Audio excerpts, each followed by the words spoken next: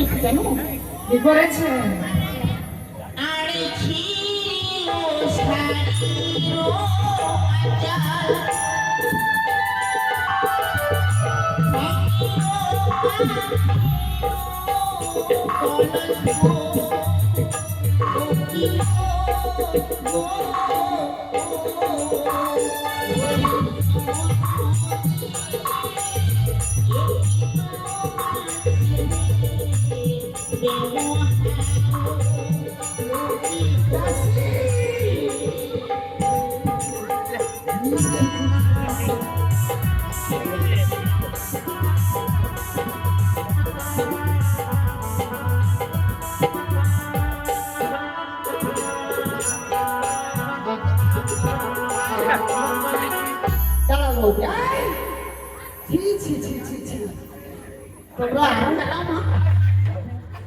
আচার